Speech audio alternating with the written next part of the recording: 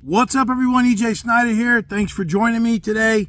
Look, if this is your first time into my YouTube channel, make sure you hit the subscribe button, hit the little bell so you get all the alerts, like it, and share it everywhere. Tell all your friends about it. Come over here to my YouTube channel. I do some longer videos over here. Got a lot of great content. You see my 1-minute shorts. They're all over the place, but this is where we're building up everything. We're going to have a big series going on here pretty soon. I'm going to be doing survival adventures and bringing in some people you might know. And we're going to be doing a whole lot of big things here. So we're building it back up. It got hacked at one time. Now I'm, building up my subscriber base. But what are we here today for? We're here to talk about Naked Afraid, Last One Standing. All of you have been sending me so many messages and comments about, hey, EJ, what do you think about it? What was your opinion about it? And I kept pretty quiet through the season because, one, I've been out busy working, been off grid here and there, and just not been able to watch it in real time. So I've had to kind of binge watch it and catch it when I could. I'd seen stuff on social media posted, little clippets, and people were always talking about it. It was a real frenzy. The number two, or the highest rated show Discovery's had in over 2 years. Love it, hate it, I don't know. What's your feelings? So what I'm going to do with this thread is I want you to comment down below your thoughts and feelings. And if you have a question specifically, let's use this video YouTube page here as that thread for communications. I'll get in there and answer your questions if you don't hear them from me today. I'm just going to give you my overall general opinion about it. But it was a frenzy. Love it or hate it, whether you like it or not, whether you agree with it or not. You've got your hardcore Naked Afraid fans that are out there, Naked Afraid, and you fans, we love you. You show up every season, every episode, and you're there. And that's why we're still going after 10 years. Can you believe that 10th anniversary? And we're still going. And it's all because of you folks. You great fans. You're the best fans in the world. We love you. And you guys rock. And so you keep us going and keep these things going so that we can keep doing this. And I'm proud to have been, the first one to get out there and do this. And now look at this series. It's just gone everywhere. Between regular 21 days, the XLs, tribes, we have a Castaways coming up. We've got now this competition series. It's just been off the chain. But enough about that. And I appreciate y'all. This video is sponsored today by GSM Outdoors. Those are my sponsors, and we have companies like Cold Steel Knives. We have Birchwood Casey targets, Walker, range gear protection, ear muffs, eyewear, and some of my other minor sponsors. But the Survival Summit. So if you haven't been to EJSnyder.com, get over there for all your survival gear needs. Training, I've got some training happening real soon. You're not going to want to miss that. If you're in the North Carolina area, get on one of my live classes. So we're going to do it down in dirty basics. As you can see, and we'll talk about in a minute, about skills. So it's important to have skills, and especially when you're in an emergency situation or you find yourself in a survival situation. Whether you're out backpacking, hiking, you get lost, you're in a car, you break down in the middle of winter. It's good to know what to do, not to panic, and have those skills. So here we are. Naked Afraid, Last One Standing. Now, I was on the roster to go out, and a lot of people were like, oh, why did you go out there? Well, as things were, it was going into the fall, and the end date kept moving, and it went further, deeper into the fall, and my daughter was getting married. So there's no way the father of the bride is going to miss his daughter's wedding. I don't care if it was $1 million prize. I'm not going to miss that. That's that would have been so selfish, and it's just not, it's just not what you do as the father of the bride. And it's my little girl. It's every dad's dream. It's every dad's responsibility, honor, and duty to walk his daughter down the aisle. And it was amazing. And so that's where I was. So I had to pull myself, and I couldn't be out there. Everybody that was out there, they're all friends. They're my tribe mates. What a cast of great talent out there. My tribe mates, thanks for showing up out there, being out there, doing your best, giving it your all, and every one of you is a winner in my book. And I know this was the last one standing. We'll get to that in a minute. But all these people folks, every time we do something like this, they get out there, they put it themselves on the line, they sacrifice, they leave their homes, their families, their jobs to get out there and do this because it's kind of in our blood. We love survival, we love being out here, and we like, this thing's about competing. And there was a money prize, I think you might have heard, $100,000 to the winner. But you guys, man, thanks for doing that, being out there. I'm sorry I missed it with you guys. I would have loved to have been out there. And people say, what didn't you see all the drama going on and all this? It's human nature is to have a few, spats. We're a family, a naked tribe family. And that happens. You fight with your brothers and sisters, but in the end of the day, you love each other and you try to come about, and hopefully nobody's feelings were too hurt, or at least an apology or a good heart-to-heart can clear some things up. And it's amazing about mental capacity and things that certain things do to people in their lives. So first off, this was a strategy game. It was a Naked Afraid, but it wasn't your normal, what you're used to as far as a challenge. 21 days, you show up, strange man, strange woman, tribes, maybe it's 4 people, and you've got a certain amount of days to be there and get out of there. XLs started out 40 days, then they upped the ante to 60 days. Then we had freezing you, and then we, all these other things going on. Now we're gonna have castaways. We can't wait to see what's going on with that. That sounds very exciting. But here it is, a strategy game for money. And there's gameplay involved, and there's certain things that, if you ever watch Survivor or The Amazing Race or Big Brother, I'm not saying this is what that was, but in the spirit of a competition series where there can be only one winner and there's money, there's certain ways of playing. It's like a live chess game. And you necessarily, don't hate the player. You might hate the play and the way they're playing it, but don't hate the player. They're just doing what they felt was the best way for them to strategize and get their cheese down the board, so to speak. But in some cases, it'll work out. In some cases, it doesn't. Some people play a very aggressive game. Others play more reserved. And then you have to figure out what's the best strategy for you. How do you interact with other people? Every interaction is an opportunity to gain information about your opponent, how they're doing mentally, where they at physically. Are they willing to help you along a little bit? Hey, I got some mushrooms here. You got any jerky? Hey, let's do a trade. I like the trading concept personally because that's how, ancient man in society, that's how the community got along. Farmer Brown is over there. He's got chickens. The blacksmith over there, he's making metal stuff. The farmer needs a knife to do work. The blacksmith needs a chicken, so you trade. So I think some people had that concept in mind. Whether it worked out or not, I don't know. Other communities like to share things. And so there becomes a community sense about, hey, you got this, I got that. I remember in XL1, we tried to lay out some community rules because we had 2 camps. And we tried to decide, hey, if we get a big kill, let's share it with everybody, because quite personally, it was way too much meat, 1 eel, for 2 or 3 people to eat. Even though Jeff and Shane thought we could eat all that food, I got impacted after the first eel, and I definitely knew I could not have that much protein so fast in my system. And so that became our rules. Hey, you get a big kill. The little kill meals you keep yourselves, but if we get a big kill, let's share it.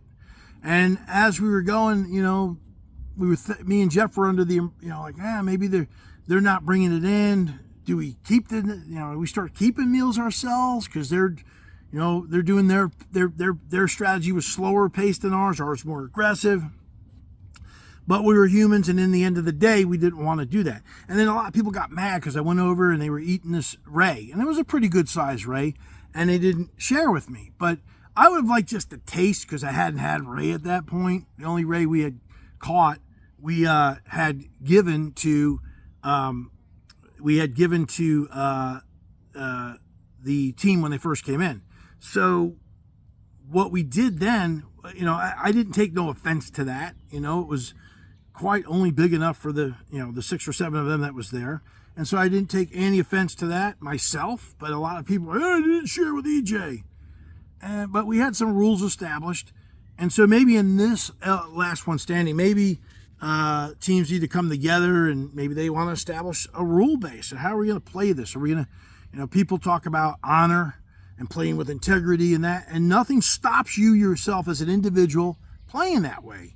If somebody else is being like kind of a weasel and they're doing this and that, and you don't like it, and you can't say, well, you're playing that way, so I'm going to flip it. I'm going to use that as my reason for, going against what I said I'm going to do.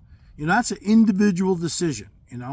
If you're going to let somebody affect you emotionally and mentally in that way that, you're going to throw you off your game, then you've just played into their game, which might be a manipulative game and that kind of thing. So remember, again, like I said, this is a strategy game, and, you can't claim foul and say, I'm going to play honorable integrity and skill upon skill on the battlefield. That's great and all. And there's parts of that.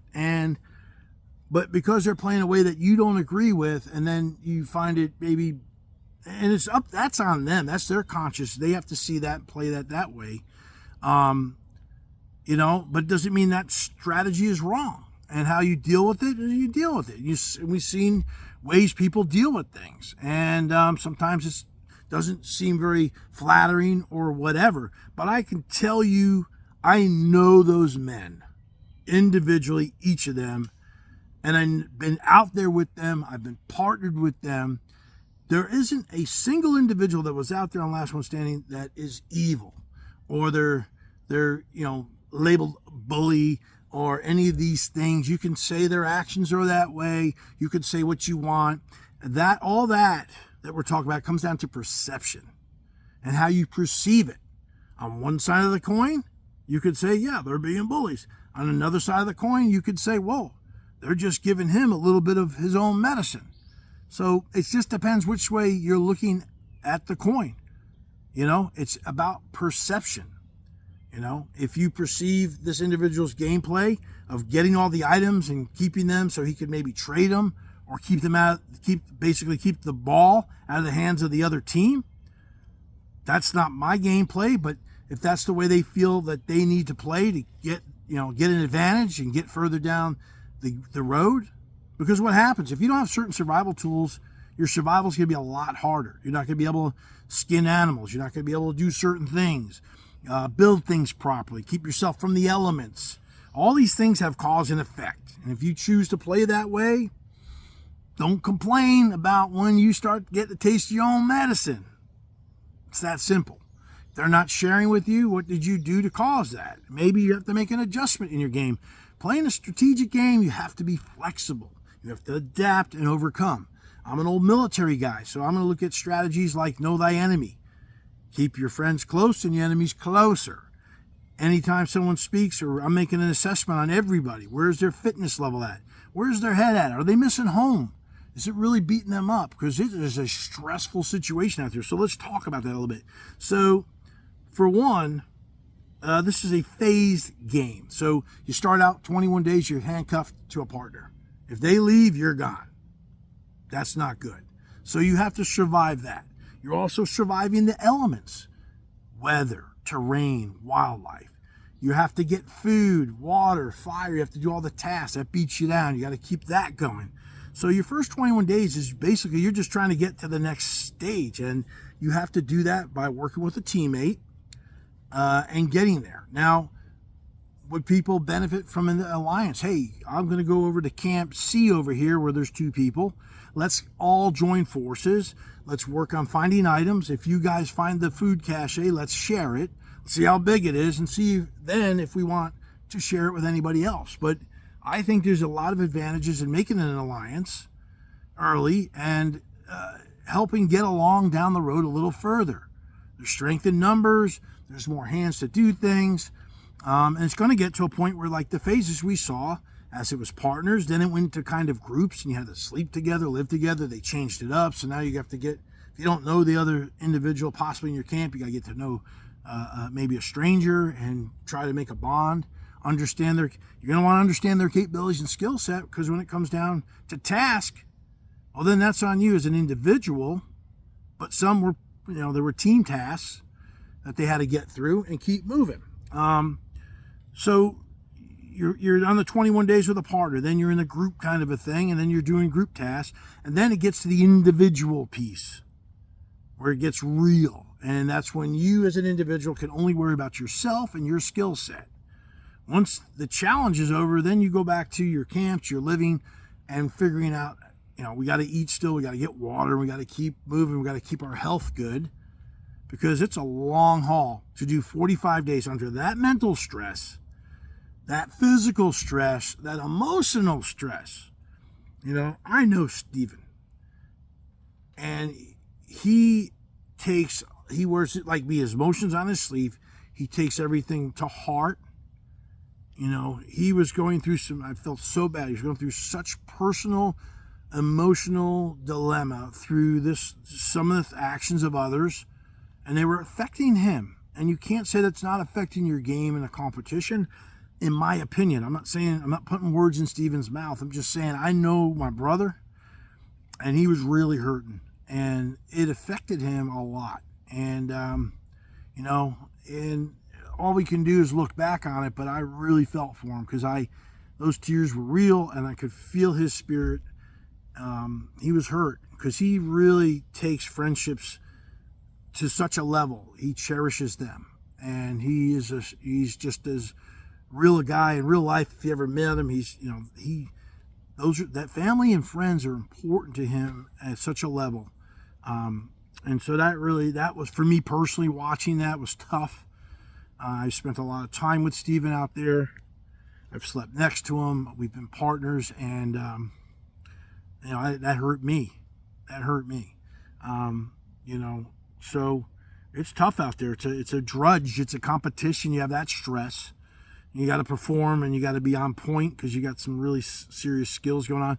And you're lacking food, and survival's stressful enough. So it's a tough survival situation. And then to add the level of a competition or a time standard to something, a task, that's really tough. And it's just a mental drudge. So these people are out there surviving a lot of different things, not just the elements, wildlife, and survival tasks, but then other people and how they decide to play the game. Everyone's out there to win and be the last one standing. Some people are out there for the $100,000 for various reasons, maybe to start a business or help their family or buy some land or whatever. It's life-changing money. It's nothing to sneeze at. And others may just be out there for the competition and the title. They don't care about the money. And so that makes everyone play their strategies individually, because don't let them fool you. Everyone out there has an individual strategy to get to the end. And again, it comes down to maybe alliances and being with others. And there's a point where you have to break that off. And it's nothing personal. It's a competition. I will look at every one of you, and it's nothing personal. Let's get along to get along. And at some point, if we all say, hey, let it come down to the skills, then that's fine by me. If you draw a dagger on me and you stick it in my back, you're going to wake up an ogre and open a door you're not going to like. Because I'm an Army Ranger, and I understand the art of warfare all too well. So, people ask me, how would I play? And I just would have to be out there. I don't want to pigeonhole myself into a certain strategy, and I'll probably go with flow, stay flexible, and just watch how things go and how people act. Like, I always take people at face value. Whatever they present in front of me, however they are, that's what I see, that's what I get, that's what they get back. If they show me they're an asshole, okay, got it. I'm not going to be mean to them, but I'm going to make a note. And I'm going to act, do certain things maybe a different way when I'm involved with those individuals, But if you do me dirty, payback's a bitch, as they say. So also, we talked about, player versus the play. There's different ways of moving down your cheese down the board. And again, doesn't mean it's right or wrong. Think about Survivor, Big Brother, Amazing Race, shows that we've seen where there's this level of, some people call it backstabbing. It's not really survival, this, that. It's true, but there's a strategy there. And only one person's going to get to the end and win the money. it goes back to you as a person. Everybody, when you throw money involved, that makes people do some, brings out some bad in people. They have to make the choice of whether they're going to go against a certain code they've been living by, or does the real them show up that you didn't really know was there? And now you have this problem going on. So, but I believe it's like a human chess game out there, and doesn't mean you can't play civil. I like to think that if I was out there, I was going to, play with a certain level of EJ Snyder, the way I do things in life, and not change that. And, if someone wants to be playing dirty, sneaky stuff over there, doesn't necessarily mean I'm going to do that. If they do that to me, I may figure out how to get even with them or do something else, but, or just beat them on the field. Don't worry about what they're doing. I thought Waz had a very good attitude about going up the hill. And congratulations, by the way, Waz. And for the record, and I've told many people, before this thing started on day one, I wrote a 3-letter name down on a piece of paper, and it just so happened to start with a W. So, and I had made mention of so much. It didn't mean I didn't think any of the others were going to not do well. I just had a hunch, and I had a couple other reasons we'll talk about in a minute. But the thing he said that struck with me, it was someone, I think one of the producers was asking him, he's like, well, Dan's doing this and then he's like, yeah. He took off. Dan took off. He was doing his thing. And he's like, yeah, it's whatever. It is what it is. Doesn't matter. I'm doing me. And I thought that was the right attitude with this stuff, because I'm going to do me. It's not going to matter what you're doing over there.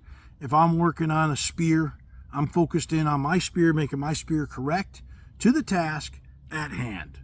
The time doesn't matter to me. The others don't matter to me, because if I don't get it right, no matter how long it takes me, I ain't moving on. And you know what? This is my business, my life, my profession. So I better be able to get it right pretty quick. This is what I do. And I pride myself in it. And I'm not going to shortcut it. I'm not going to make like make one item and I'm done with it. And it doesn't look right. It just takes away from my credibility. So if I'm doing it, it's going to be right. I'm going to make it right. Not saying the others weren't right. I'm just saying, for me personally, you're going to see what it's supposed to look like if you opened up a survival textbook. And so what I saw with Waz was he came into it with a certain amount of weight. While he was playing, people were saying, well, he's not doing much. I don't see Waz doing this and that. He's done a bunch. Let's be honest. I mean, this is, again, a TV show. Even though out there it's a real challenge, you're going through it every day. You don't get to see it all as an audience, as a viewer. It's edited, and you get to see what the story is and how it's edited.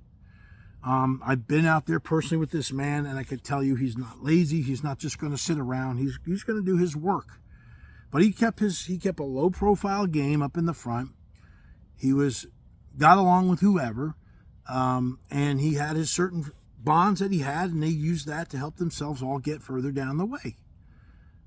Whether they got along with Jeff or not, that's a whole nother thing. Jeff has a way, and I've been with a long time. I've been hanging out with Jeff, so I understand. And for some people, he can be a lot, and it can be irritable. And some people just don't get along. If you go out there with that attitude already in you, that I don't like that person, and it's going to affect you. He's in your head, and he's affecting your game. No other way about it. Does it get irritating hearing, this is what I live for? A lot out there and yelling. I'm a yeller, but I yell with a reason, a purpose. My brother Jeff, Jeff, I love you, but good gosh. Let's just throw a couple, this is what I live for, and let's hope they get on the show, right? But I get it, that's his thing, right? But he's out there, and he was talking game smack and whatever, and flip it. Don't let it get in here. Just, all right, flip it. I hear you, Jeff. I'm going to have the last laugh. But I think if you go in there with certain, just not like for somebody, and that becomes your driving force, and it could be a motivator, could have been motivating certain people, to go further. I always say you got to control your emotions, especially in a competition, or like when I was in the Army, going on a mission. You got to control those emotions, because sometimes when you're emotional, it can cause you not to make a good decision. You could get you off your plan a little bit. And a game of competition like this is with strategy and your survival skills involved, and you're living out there. Yeah, you got to be on point with your game. Think if all these individuals were living by themselves and having to do all this by themselves and only met for challenges, survival task challenges. And that is what they rest everything on. Wow. Then it's a whole other game. Who knows what the next last one standing is going to bring. These are my thoughts, folks. It's my honest feedback, some things I felt as a viewer watching this. I'm not dinging anybody here. I hope none of my tribe mates are taking this as a ding on them or personal. I'm trying to stay very neutral in what I'm saying here, but trying to give my honest feedback to all of you fans. In skills, remember, there's 8 pillars of survival. And they are the core 4, which everyone mostly knows about, which is shelter, which includes security and safety, fire, water, and food. A lot of people put a lot of emphasis on food. And yes, food is important. By the laws of 3, you can only go no more than 3 weeks without food before you really start to falter. But it doesn't mean that the other 3 are any less important. The glory of getting that big kill. Yes, you get the glory. But where are the big glory hunters and fishermen without those back in the camp, making sure that the shelter is still tight so when it rains you don't get wet? And these people that have these really good skills, like fishing, like Stephen and Amber had, and Jeff getting those eels, and Matt with his William Tell Robin Hood super Hawkeye bow. And trust me, he is amazing in action. You have to be in person to believe what that guy can ricochet off a antler of a deer, go through a yawning caterpillar's mouth out his backside just to hit a grizzly bear that was getting ready to ambush him. That's what I'm talking about here. But those things are important, but no more or less important than the individuals getting the firewood to cook those foods, to boil the water, to replenish and rehydrate you, to have a good night's sleep in the shelter. So the core 4 are the main ones of survival that folks know about, and they're all equally important. I'm not a person that says, there's the water boilers. Everybody in survival has a job and is important, especially when it comes to tribalism and community, which, by the way, the other pillars of survival, health and medical, meaning getting your meds, staying healthy, communications and signal, like for rescue and being able to communicate, navigation, not just being able to read a compass, but going, building proper watercraft for boats to get down the river, to get over obstacles, and tribe, which is basically community and communalism. That means leadership and teamwork. And those 8 pillars never change. They're always there in every survival situation. So they're important. So when it comes down to skills, that's why I teach this stuff. You get in a situation where you are in an emergency and you've got to survive. You need to know what to do. If you don't have a kit, what are you going to do? So we saw out there skills are super important. The survivalists out there on this challenge got put through actual survival skills that we use all the time, that everyone should know how to use, and they're all the basic skills of survival. Making a spear, doing a figure 4 deadfall trap, making a spring snare trap with a L7 trigger system.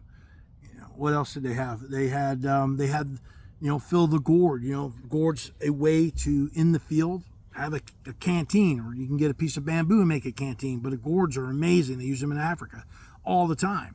But to fill it with processed water, they didn't have to boil it, but they would have to boil it to wherever they got to.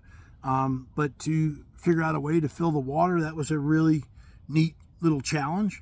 I would have had them boil the water, but then fire, which we found, they had a time limit. I spoke about this in a Reddit. Fire is fickle. Fire is not always guaranteed, even if you have a fire starter. It is tough to do primitive fire, and that is fire by friction, whatever method you're using, whether it's a bow drill, hand drill, fire plow, bamboo fire saw. It's about the materials, first off. Got to get the right materials, got to find the right wood, the right match. Hardwood for a spindle, whether it's a bow drill, a plow, or a hand drill. A bamboo fire saw, that's a whole different situation. But the wood has to be right. Bamboo, as Stephen talked about, he had small, thin bamboo, and he tried it, and hats off to him for trying it. He tried several methods. It has to be a bit, what I found, it needs to be at least 3 inches wide on the bamboo, and it needs to be dry, but not super dry, not like old and brittle, but it has to be somewhere between green and that brittle stage in the middle. And you have to have the right edge on it, and you have to have the right tinder bundle in there, and the right technique. But with the fire boards, they have to be a softwood. The spindle or the plow needs to be a hardwood. Now, you can use same wood, meaning cedar on cedar or something like that, but your technique has to be a little bit more effort, a little bit more push. But the traditional way is a soft fireboard that you drill into with a hard piece of wood.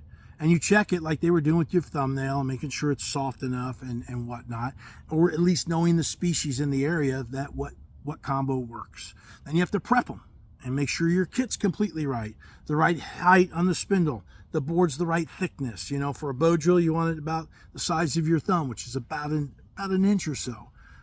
With a hand drill, it's a little thinner. I like it. Some people say the width of the hand drill, but I like it, just a little thicker than that. And hand drills, it comes down to a technique. Your hands have to move right. You have to have the right pressure.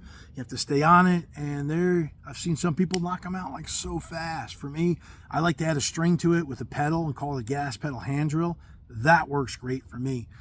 With the bow drill, you have to have the right socket.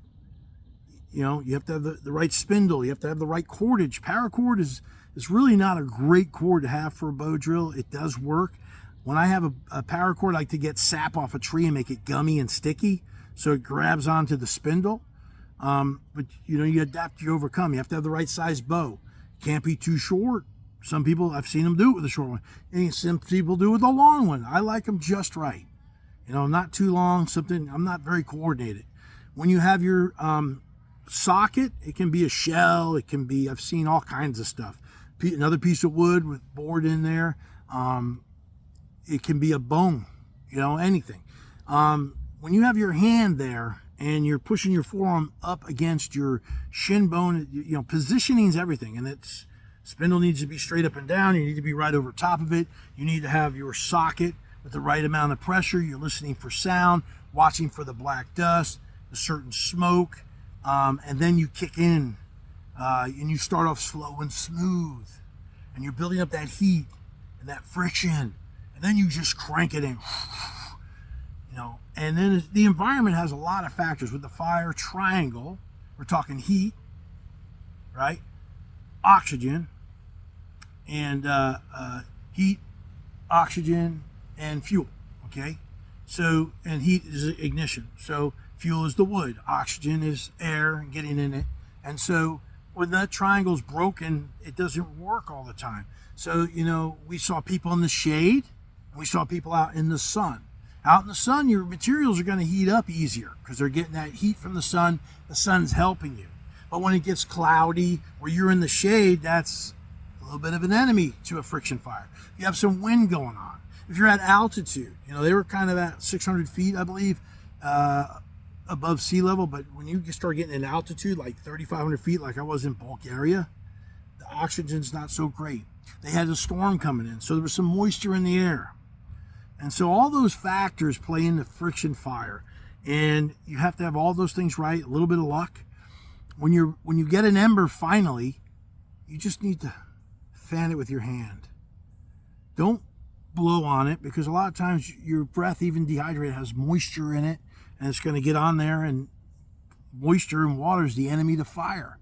And just don't rush it. Baby that little ember, put it in its bird's nest cradle. Make sure your bird's nest is dried out. You have right enhancers in there, like a little feather, maybe some stuff from a cattail or something in there to help when that ember gets in there to kind of ignite it. And so you close it up like a taco, so it starts building up heat and combustion, and it starts really feeding that little ember, and you start adding a little bit of wind, and you wave it high in the air, maybe put a little gentle blowing in there, and get that smoke going until it ignites, and then you get it in your fire, and you have to have all your firewood all ready to go.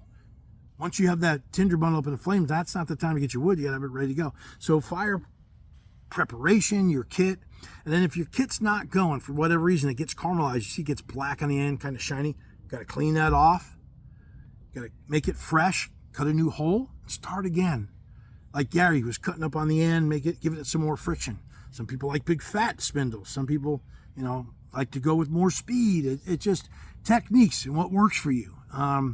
But great job under that kind of time clock pressure and being beat down. Hadn't ate probably in a week.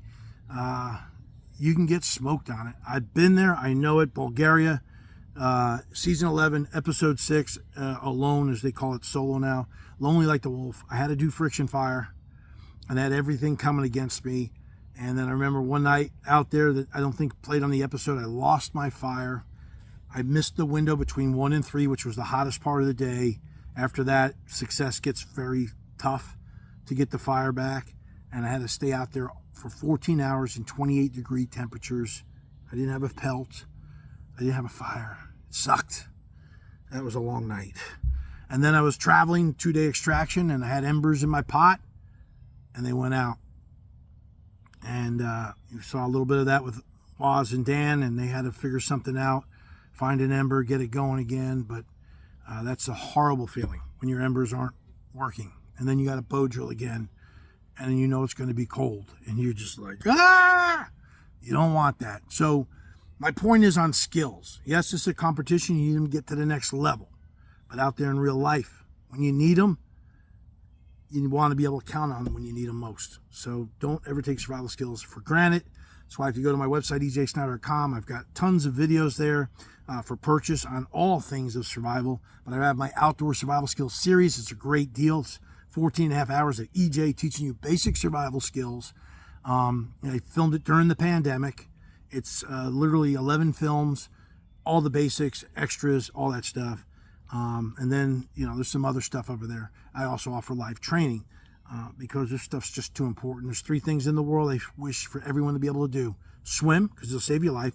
First aid, because it'll save your life and the life of somebody else, but mainly because you're your first responder. And 3, basic survival skills, because it could just essentially save you and your loved one's life when you need it most. And as far as Waz goes, again, I felt that Waz came in with the right amount of weight to be peaking when he needed to. He played a pretty low-key game. Waz is the kind of guy, if he's done with you, he's done with you. So he doesn't take it personally. He just says, look, mate, I don't like you. That's that. He's never mean about it, but that's just what it is. But he had his core group of friends around him. They helped each other when they needed to. They worked off each other. They picked each other up. He's very noble. He's very intelligent, and he has really good skills, and he's a strategist. This guy is so intelligent, and so he's always thinking. And as that amazing finish played out, which I found the fire challenge so compelling, so emotional for Gary, emotional for Steven, and even for Jeff. I mean, right down to the end, Jeff was pushing. And in a sports game, or even in, like, let's say MMA fighting, you go till the last bell rings or the last whistle sounds. And that's what he did. The last whistle didn't sound till the sun went down. And I can relate to that. That's what I would push until they told me you're eliminated. See ya. And producer told me, hey, get out of here. But I would push right as long as I could till I could get that task done. And it could happen on this challenge, which we've seen, could be anybody's day. My buddy Matt, he took a bad injury. He tried to push through it as long as he could, and eventually it got him. And that was that. And I know that hurt him. maybe we'll see him back out there on another chance, or maybe some of the others that didn't get to the end on this one. Well, who knows? But that's true competition. You just go till you can't go no more. And with this challenge, Waz played it low key. Then we had the bow and arrow, and you had to hit the bag off, and Dan got it before him, but he stayed in it. And then he was formulating a plan when he got up there to get an edge with skills to win the challenge. And so, as you can see, this challenge required, to be in good health and fitness. You had to have good skills. You had to have some smarts. You had to have some people skills in dealing with others. And you had to have some luck and some timing on your side. And so when all those things are perfect and they come together, it just proves that on any given Sunday, as we say in football, anybody can win. And in this case, Waz, you did it, buddy. You were the last one standing. Congratulations, mate. Couldn't be prouder of you. What a great winner and great champion for the very first of this series. And I'm sure we're going to see this last one standing again. But Waz, salutes, brother. Good job, mate. And Dan, man, kid, you were there, buddy. You were there. And, and I won't forget you from the Amazon for me, buddy. And I was pulling for you guys the whole way, because to watch your journeys to get to that point and to see the two of you going up that hill after being in the Amazon with you and everything, for me, that was personally rewarding and very fun. That's kind of all I got on my notes here. I would say down below, if you have a question that I didn't kind of answer, or you want to hear my opinion about, please put it below. Let's use this as the thread to interact there. I'll keep coming back and interacting because I'll get the alerts. And, put some comments and thoughts down there and share them with everybody. And if you guys get into discussion, all I ask is that you stay civil. If you're on Team Jeff, as I've been listening, or you're on, I don't want to hear none of that team bully garbage or none of that stuff. Let's keep it civil here, and let's have a very intellectual conversation about last one standing. No name calling, no need to get nasty, because if you do, my administrators are going to come in there and put you in purgatory and never to be seen again. And I don't want that for you. We can show that we can be civil and have an intelligent adult conversation. And I always say, if you would never say that to my face, you shouldn't be saying it in social media behind your keyboard with your faceless avatar or your puppy face and your fake name. Have some class and, speak your piece, have your opinion, and remember, everyone, that's their opinion, and have some intelligent debate about it. I'm all good for that. All right. I appreciate you guys. Again, please subscribe, hit the notification bell, share this with your friends. I love you guys as my fans. I've got a subscription package going on Instagram and Facebook. Just join one or the other. They're going to be basically the same. Still trying to figure that out. So my subscribers, I thank you for that, but I'm still trying to figure that whole thing out. A lot of big things coming up. Got a book coming out next year on the ultimate bug-in stuff, just off the film I had. I've got a lot of new sponsors, some great stuff coming up. Pushing the gear, expanding the company, trying to stand up a Pinnacle company, and a few other things. I'm going to be in a virtual reality video game, teaching survival experience, because survival, it is my life, and I want it to be right. Oh, you like my necklace? 6 beads earned. I would have to say that now we have the dilemma of last one standing. I would have to say that if you completed the challenge or you got, eliminated in some fashion, that it would be probably, you would have earned the bead, I guess.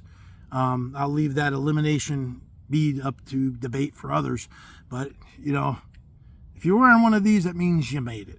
At least a 21-day or a 14-day or whatever your length of your challenge was. If you tapped voluntarily, totally at peace, or medically, or producers had to pull you, then, that's a tap. There's not participation trophies. It's an unwritten rule that you wear these when you earn them. And, some of my friends got quite a few beads, and others, those that are wearing them that, didn't meet that task, then I just would kindly ask you to respect the unwritten rule of the beads, because this is our Super Bowl trophy. So I appreciate all you guys. Thanks for being here with me. Thanks for checking this out. I know it's been 45 minutes, but I wanted to kind of share some thoughts, whether right or wrong. It wasn't personal. I wasn't attacking anybody. I love every one of my 12 tribe mates that went out there on this thing, and they are the salt of the earth, as all my Naked Afraid tribe mates are. All right, everybody. We hope to see you back here. Keep checking back in, and stay tuned. #one more battle. I think you got it in me. I think you're going to see me again. Yeah!